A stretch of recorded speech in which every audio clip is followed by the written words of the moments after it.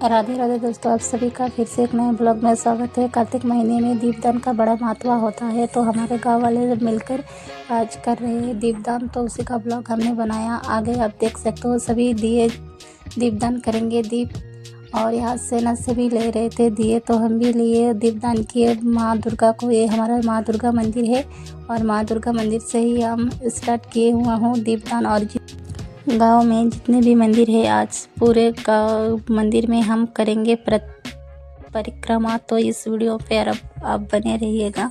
हम सभी मंदिरों में जाएंगे और दीपदान करेंगे। हनुमान मंदिर में भी जाएंगे, हरि मंदिर में भी जाएंगे, और हमारे गांव के अंदर जाने से पहले ही आता है हनुमान जी, तो हनुमान जी को भी हम दीपदान करेंगे। आगे आप ब्लॉग में देख सकेंगे, तो बने रहिएगा हमारे वीडियोस पे, ज़रूर देखिएगा गांव में कैसे दीपदान किए हैं हमने।